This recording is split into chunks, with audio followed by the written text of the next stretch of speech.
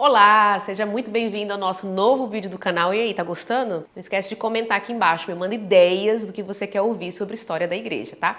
O vídeo de hoje eu vou falar sobre 8 livros que foram um marco na história da igreja. Obras que marcaram a história do cristianismo e até marcaram época. Mas antes de começar, eu queria te convidar a curtir, compartilhar e conferir se você está inscrito aqui no canal, tá? Tem vídeo novo toda semana, então não perde. Não perde porque é uma aula. Cada vídeo é uma super aula para você, rapidinho de história da igreja. Se você continuar aqui comigo, você vai aprender muita coisa. Olha só, deixa eu te explicar bem direitinho o que é essa lista. Essa lista foi eu mesma que preparei, tá? E ela vai seguir uma linha cronológica. Vocês vão perceber que esses 8 livros que marcaram a história do cristianismo, é claro que tem muito mais. Depois no final eu quero ouvir sua opinião. Mas eu escolhi 8 livros que são clássicos e que inclusive você pode comprar hoje na internet, comprar na livraria e você pode ler porque ainda está disponível. Não é livro que não existe mais, existe até hoje. Bora lá, que são 8, tem muita coisa pra gente falar.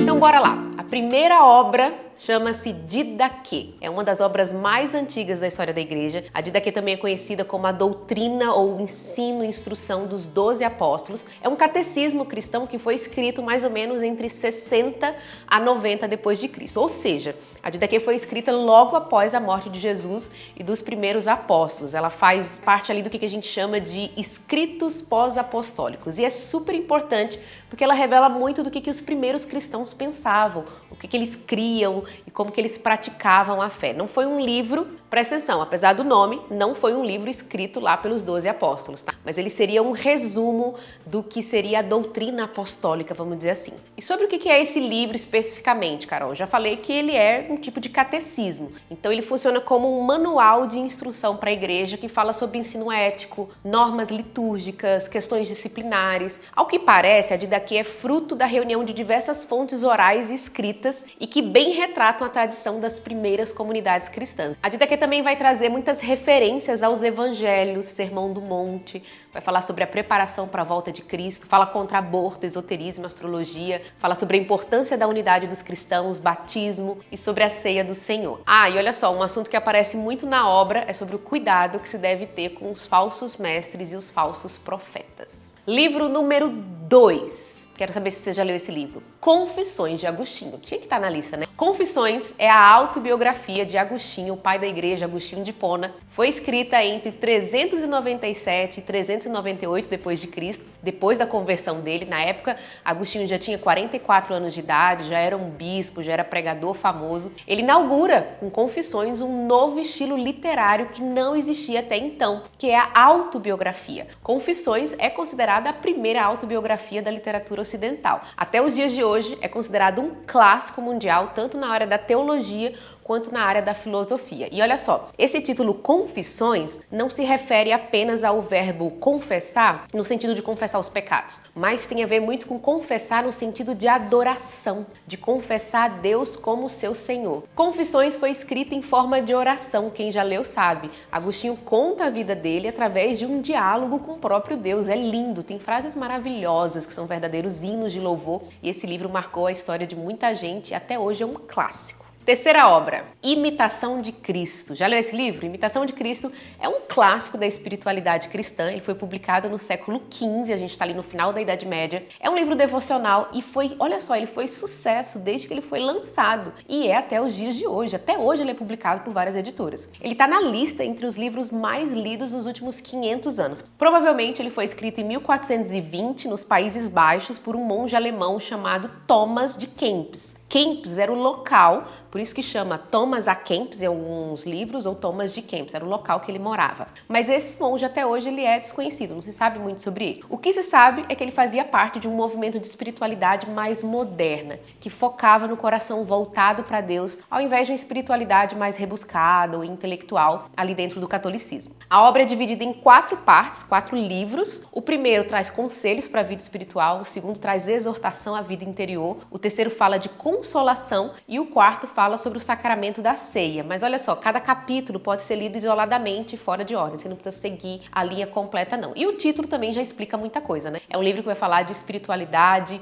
verdadeira fé cristã e como imitar Jesus, abandonar as vaidades do mundo, seguir uma jornada de discipulado radical para se tornar a semelhança de Cristo. É um livro amado por católicos e protestantes, especialmente por causa da centralidade de Cristo. Se você não leu, vale a pena ler, tá? Quarto livro, As Institutas da Religião Cristã, de João Calvino. É uma das obras mais importantes do período da Reforma. A gente poderia dizer que é a primeira obra organizadora. Calvino organizou e reuniu ali as crenças da Reforma. O nome Institutas quer dizer ali instrução. A primeira edição foi publicada em 1536 em latim e a última versão dele, totalmente revisada, foi em 1559. Ou seja, Calvino trabalhou e retrabalhou muitas e muitas vezes para essa obra magna ficar pronta. As Institutas até hoje é uma obra muito utilizada por pastores e teólogos em todo o mundo. Na época, o objetivo de Calvino era escrever um livro para responder às perguntas difíceis sobre a Bíblia nessa nova época de reforma e também corrigir erros teológicos muito comuns nesse período de confusão.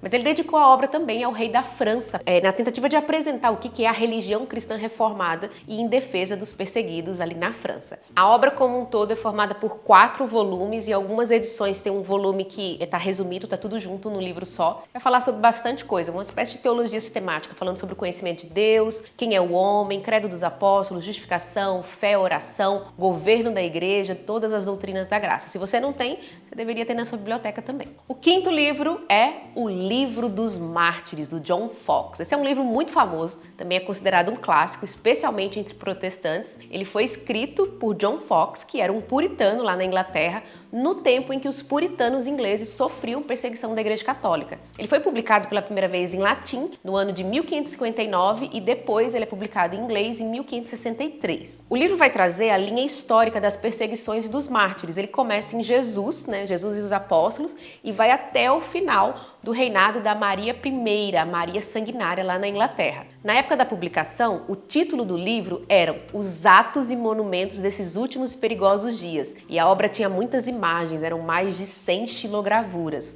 Só depois que o livro vai se chamar O Livro dos Mártires. E olha só, esse livro é incrível. Se você não leu, leia. Ele vai contar a história dos primeiros mártires cristãos, a perseguição no tempo de Nero, perseguição durante a Idade Média, Inquisição, a perseguição contra os primeiros reformadores, até, como eu falei, a perseguição na Inglaterra. O sexto livro, eu fiquei com muita dúvida se eu colocava ele ou não, porque já tinha Calvino ali da Reforma, já tinha um puritano, o Livro dos Mártires, mas eu não poderia deixar ele de fora, que é o quê? O Peregrino. Outro livro que foi escrito por um puritano, o título original era O Progresso do Peregrino deste mundo para o mundo que há de vir, em português fica só O Peregrino, e ele foi escrito em 1678 por John Bunyan, um puritano inglês. Bunyan estava na prisão quando escreveu esse livro, que é uma história de ficção, é uma alegoria da jornada cristã de conversão, da conversão até a chegada na cidade celestial.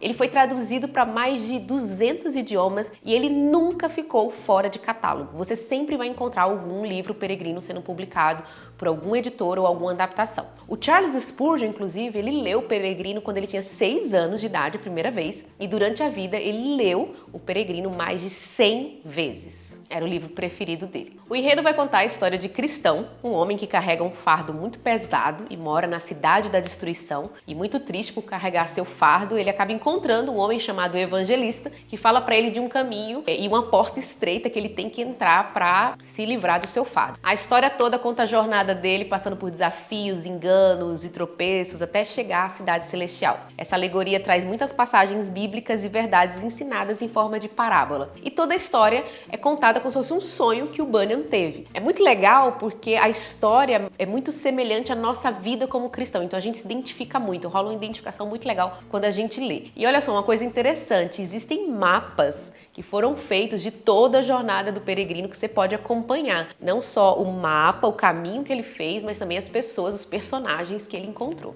A sétima obra é uma obra que marcou a história das missões modernas. É o Diário de David Brainerd. Esse livro influenciou muita gente para se dedicar ao chamado missionário. David Brainerd, se você não conhece, foi um missionário americano do século XVIII que nasceu e morreu nos Estados Unidos. Ele morreu muito cedo por conta de uma tuberculose, mas antes de morrer, ele se dedicou a evangelização dos índios. Ele acabou adoecendo de tanto viajar, pegar neve e tal, nesse processo de evangelização. E essa obra é o diário dele, onde ele conta sua história, sua espiritualidade e principalmente suas viagens evangelísticas. O diário dele foi publicado logo após a morte dele por ninguém menos que Jonathan Edwards. O famoso pregador e avivalista conhecia o David Brainerd pessoalmente. O David Brainerd era uma espécie de aluno, discípulo do Edwards. Passou períodos hospedado na casa da família Edwards. E aí o Edwards publica o diário dele como um exemplo de espiritualidade. A ideia dele é o que é um homem que viveu a verdadeira religião cristã. Esse livro é um clássico,